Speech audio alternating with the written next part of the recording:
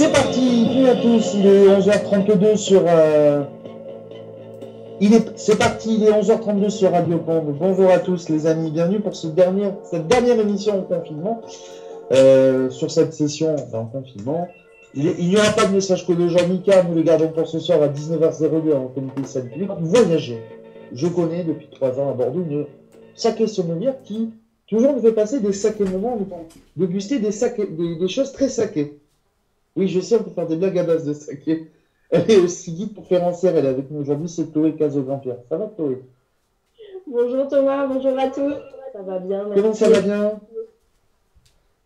Ça va. Bientôt déconfiné. Oui, toi aussi? Bah écoute, oui et non. Enfin oui, les activités vont reprendre. Et puis après, on va être patiente, voir si eh bien, les clients vont être au rendez-vous. Tu es saké sommelière, donc tu as ton entreprise qui s'appelle Otsukimi. À côté, tu es guide conférencière, tu fais aussi des one tours, mais en quelques mots. Qui est Chloé? C'est une bonne question. C'est une jeune femme qui est made in Bordeaux, qui a passé une grande partie de sa vie aussi à Tahiti, en Polynésie française. Donc, c'est quelqu'un qui est assez ouvert d'esprit et qui aime les gens, qui aime le partage, qui aime les bonnes choses, la gastronomie, le vin et le saké japonais et d'autres produits d'ailleurs japonais. Pourquoi cet amour pour le saké japonais? Tu es très souvent allé au Japon? Alors, je ne suis pas allée très souvent au Japon, mais j'ai toujours baigné dans cette culture. Ma mère était dans une boutique d'art japonais quand j'avais une dizaine d'années. Donc, ça a été mon premier lien avec le Japon. Et puis ensuite, toi et moi, on est quand même de la génération Club Dorothée, animation japonaise.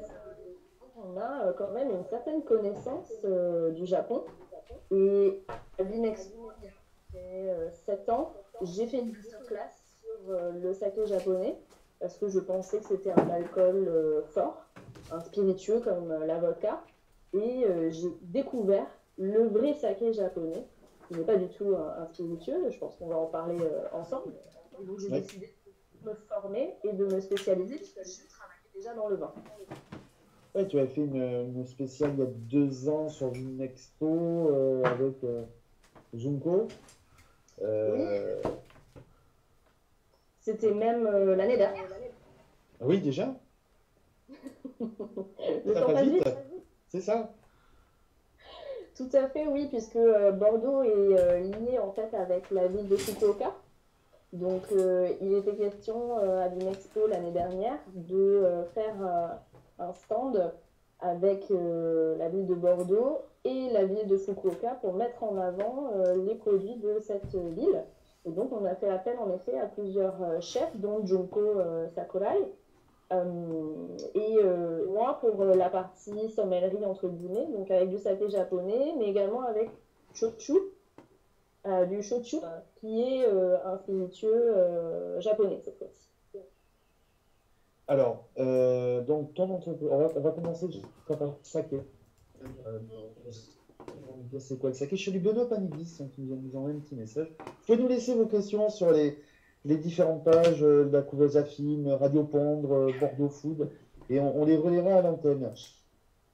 Alors, le saké, on a fait une dégustation avec toi il y a 3 ans. Le saké, il y en a plusieurs. Il y a du saké froid, il y a du saké. Explique-nous le saké, s'il te plaît. Alors, le saké japonais, c'est en fait ce que moi j'appelle un vin de riz, entre guillemets, bien évidemment, puisque le vin, dans la définition française, est une boisson fermentée à base de raisin. Là, dans le saké, il n'y a pas de raisin, il y a du riz. Mais par contre, c'est une fermentation alcoolique, c'est-à-dire que le saké japonais va être entre 12 à 18% d'alcool grand maximum.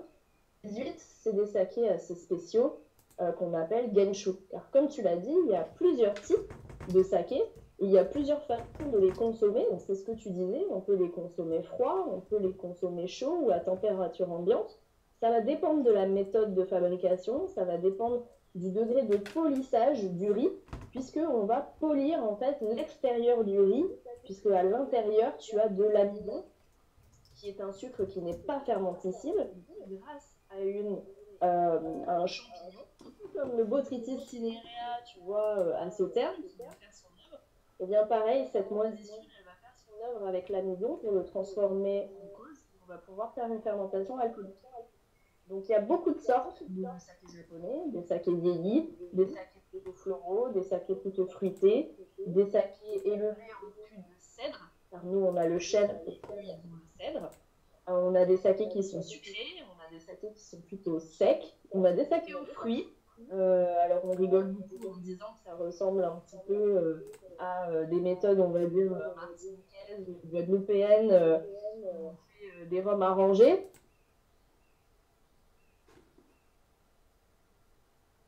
Là, c'est pareil. On met du en fait dans ou de loumé, qui est une prune.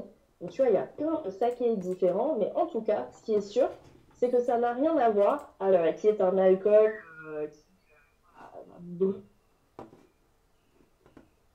qui plutôt qu'autre chose, qui est 40, 50 ans d'alcool. Ça, c'est pas du saké japonais.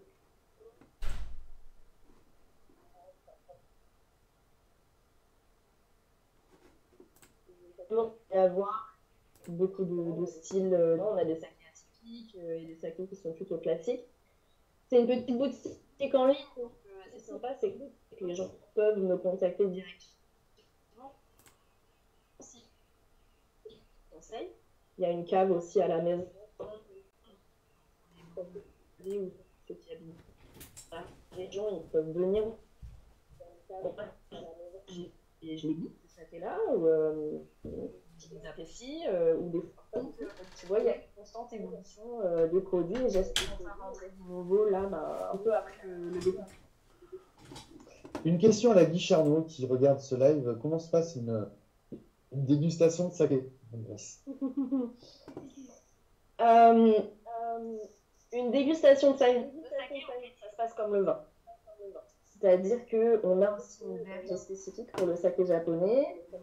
On va dire, on va la jouer à l'occidental, pardon, et utiliser un vin classique, Yanao, ou même Riedel par exemple, c'était la marque, mais qui crée des...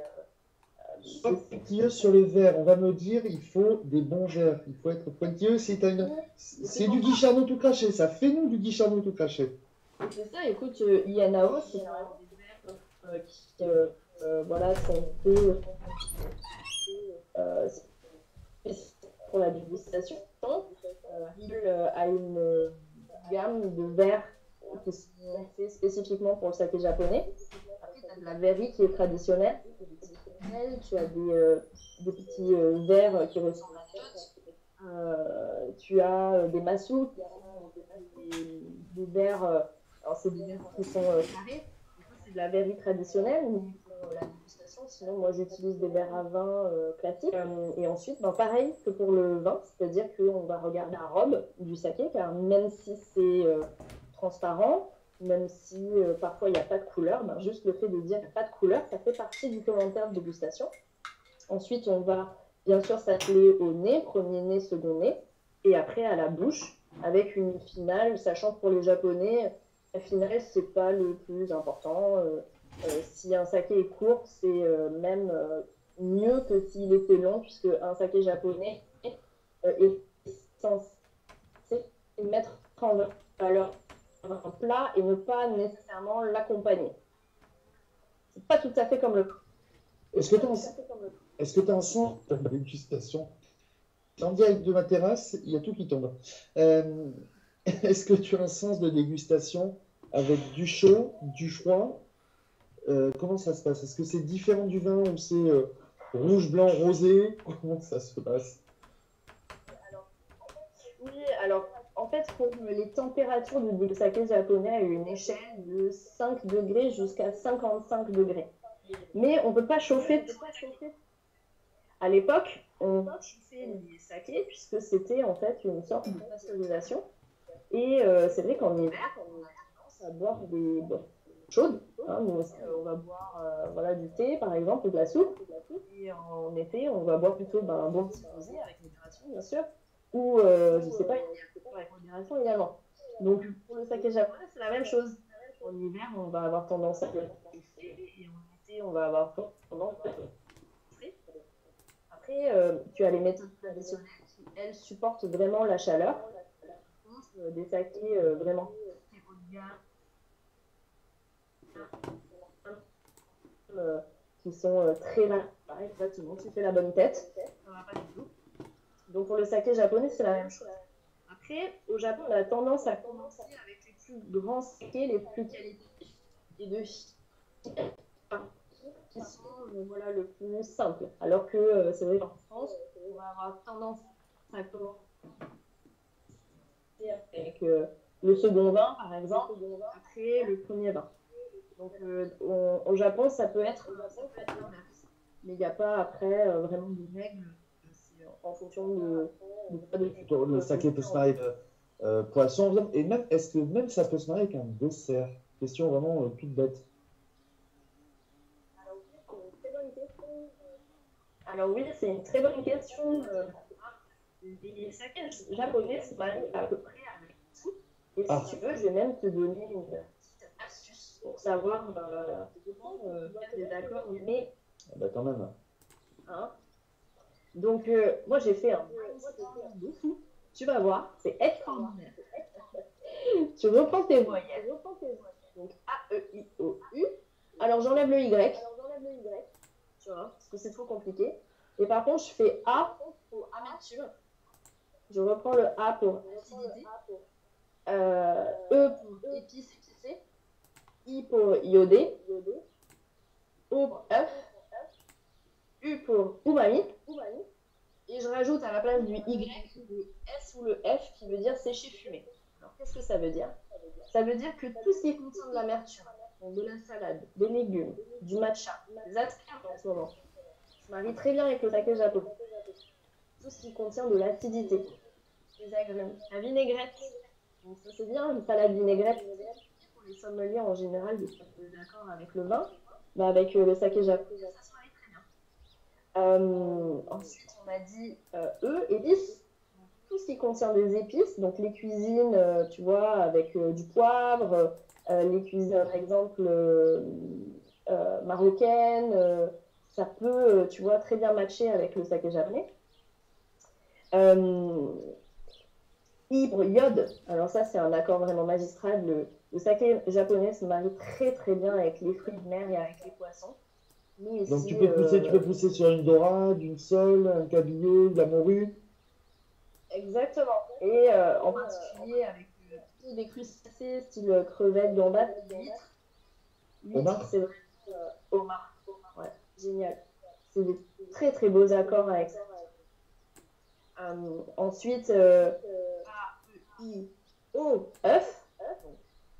œuf, c'est tout ce qui est œuf de poule, œuf de caille, mais aussi œuf de poisson. Accord très luxe, accord plus classique, le saumon, ça aussi, ça contient. Après, tu as le U pour umami. Donc, umami, c'est la saveur japonaise. Et l'umami, tu le retrouves dans le fromage, dans les viandes, qu'elles soient rouges ou qu'elles soient blanches, dans les champignons, dans la sauce soja. Donc, tu peux donc faire par exemple un plateau de fromage avec du saké japonais. Ça peut marcher. Et enfin, tu as le FS pour le fumé séché. Séché, le saumon. Voilà, saumon fumé, mais aussi jambon de Bayonne. Non, c'est vrai? Et oui, tout ce qui est séché, viande fumée, ça fonctionne aussi. Tomates séchées, champignons séchés, etc. Donc il y a une très très grande diversité d'accords possibles avec le saké japonais. En termes de prix, ça donne quoi c'est vraiment très cher, ou on peut trouver des bouteilles à des prix raisonnables pour démarrer, certains te diront la collection, plutôt s'ouvrir aux saveurs du saké? Alors, actuellement, sur le marché français, c'est vrai qu'on est un marché qui est extrêmement qualitatif. C'est-à-dire que si tu vas un jour au Japon, les prix que tu trouves, c'est vraiment pas cher et tu peux trouver des très bonnes bouteilles aussi à des prix très raisonnables. Mais en France, c'est vrai qu'on a tendance à avoir des produits vraiment extrêmement qualitatifs et comme tous les produits importés, c'est vrai qu'il y a des taxes, il faut payer le transport. Bon, même si les taxes sont légères avec le Japon, puisqu'il y a des accords bilatéraux. Mais bon, le transport coûte quand même cher. Et donc, sur le marché, on peut trouver des bouteilles de saké autour des 20-25. Donc, on peut trouver, j'entends pour des grandes bouteilles, hein, c'est des 72 centilitres. Ensuite, tu peux trouver plus cher, mais tu peux trouver moins cher aussi. Il y a une grande petite bouteille. Donc, moi, c'est vrai que sur mon site, par exemple, j'essaye d'avoir une diversité et d'offrir des sakés qui ne soient pas trop chers, mais je suis quand même très dépendante des importateurs et des transports. L'avantage, par contre, du saké japonais, comparé à son prix, c'est que tu peux ouvrir la bouteille et la laisser facilement 3 semaines à 1 mois au frigo. Si tu utilises un vacuvin, par exemple, hein, pour enlever tout l'oxygène qu'il y a dedans. Donc le saké japonais, ça se conserve facilement et plus longtemps que le vin. Donc tu n'es pas obligé de finir la bouteille, on va dire, dans les 3-4 jours.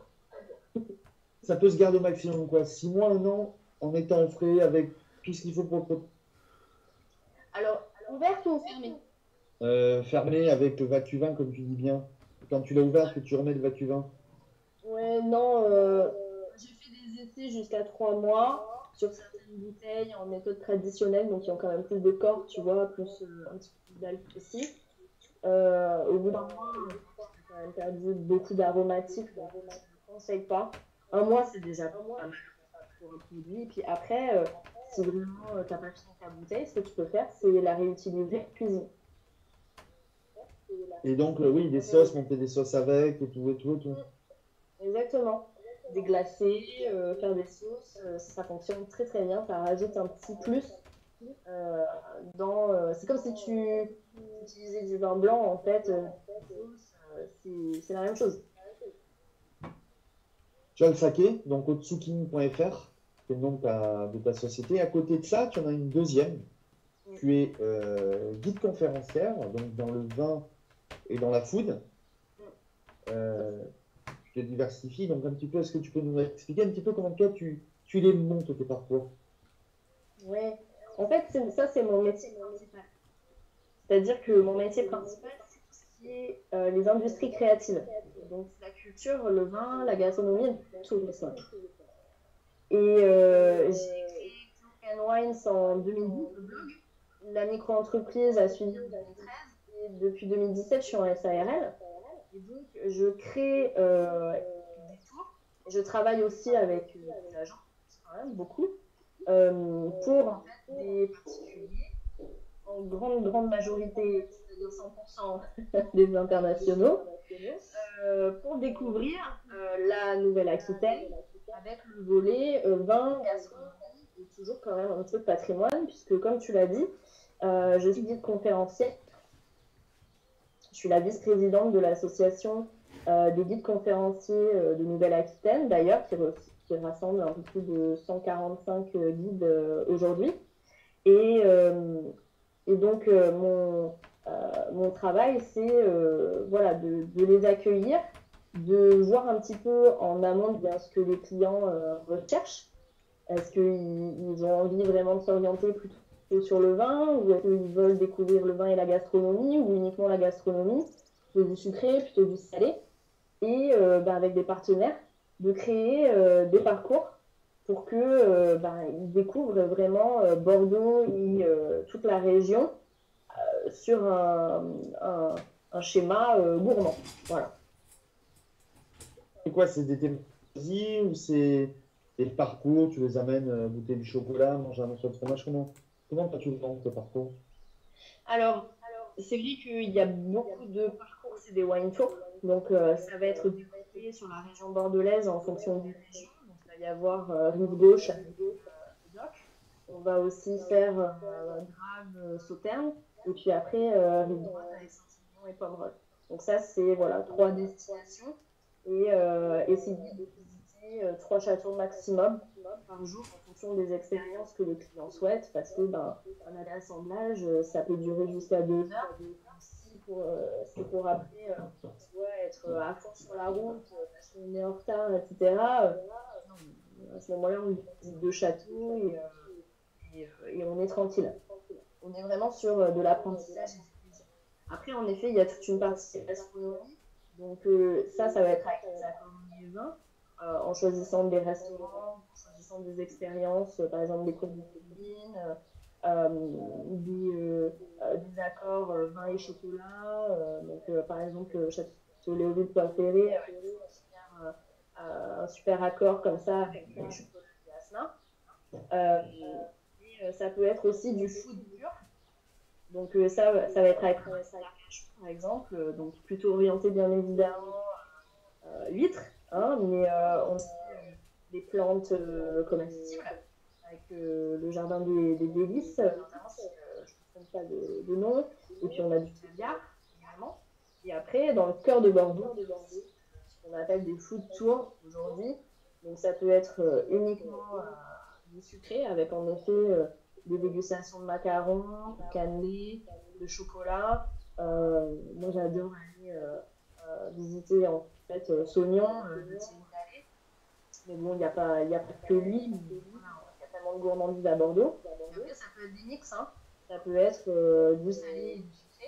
Et là, j'aimerais bien tenter, tu vois, là, pour la reprise, dès que les restaurants pourront rouvrir, de faire un nouveau type de parcours.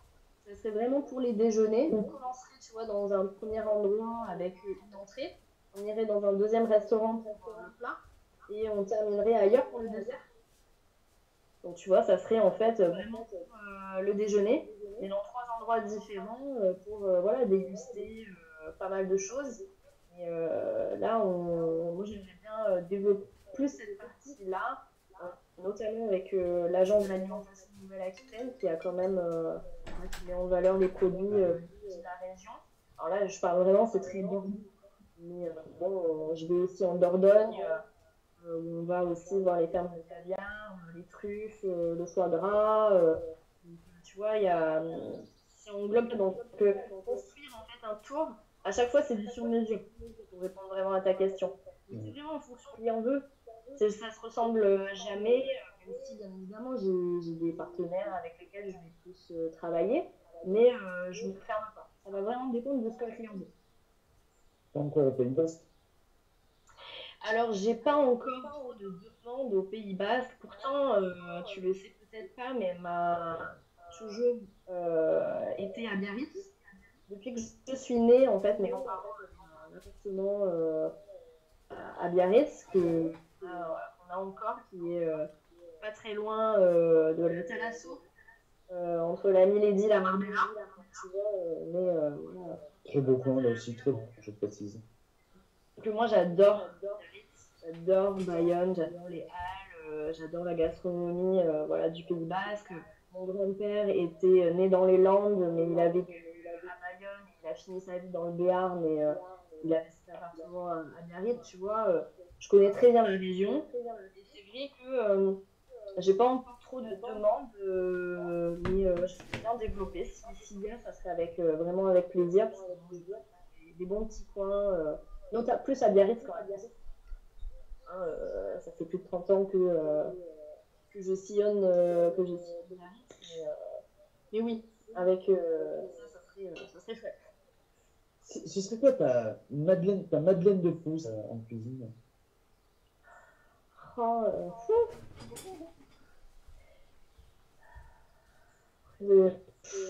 tu me poses une question piège là. Ah, mais tu sais, il est bientôt midi, c'est bientôt l'heure du déjeuner. De parler food, on se dit, quelle serait notre Madeleine de Proust?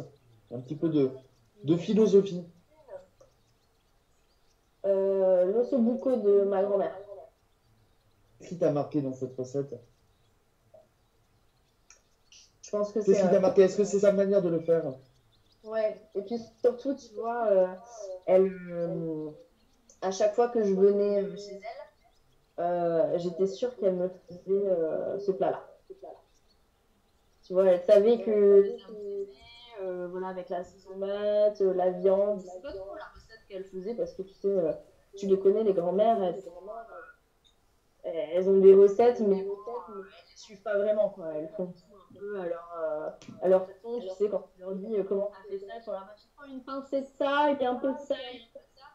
Oui, mais en grammage, oh, bah, voilà, à l'œil, au pif. Donc, puis je sais pas, c'est elle, quoi. Tu vois. T'entends toujours chez la grand-mère à Bisto des Nas. Ouais. donc, c'est ma madame de Proust. Et puis, bon, aujourd'hui, malheureusement, elle a un Alzheimer, elle est en retraite. Donc, voilà, j'y goûterai plus. Mais bon, je l'ai dans la tête. Et dans le Dans la cœur. bouche. Et c'est quoi ta recette fétiche à toi, pour recette fétiche que tu aimes souvent refaire? Euh, J'aime bien. Alors en ce moment, gâteau lava cake au chocolat. Le truc, tu sais, on disait hein, que les Français ont environ 2,5 kilos pendant le confinement. Lava cake, ça faisait bien quand même. Hein. Bon, j'essaye quand même, je modifie moi aussi la recette de base, je mets quand même moins de beurre, moins de sucre aussi.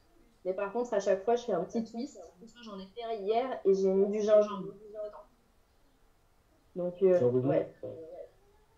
ça c'est super simple.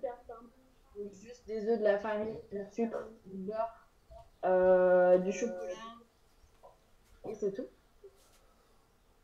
je crois. Ouais, ou du chocolat, ouais. Et fait avec amour. Toujours, toujours fait avec amour. Une bouteille de vin préférée? On va éviter une bouteille de vin qui souvent revient très souvent dans tes déj ou tes dîners. Alors, elle revient pas super souvent, mais tout le monde sait que comme la tournelle, tu vois, j'ai des goûts de luxe. C'est un de mes vins rouges préférés. J'adore la propriété, l'architecture. Enfin, c'est un tout, tu vois. C'est l'ambiance, voilà. Et après, sinon, une bouteille, par contre, là, que tu retrouves assez régulièrement sur ma table, c'est Château Figaro. Les sauternes en général. Ouais. Si avec tout ça, on n'a pas faim, on va arriver quasiment au terme de ce dernier Bordeaux de Food en confinement. Pour toi, en 3 mots, la gastronomie, le vin et le tourisme, ça représente quoi pour toi? La vie, le bonheur,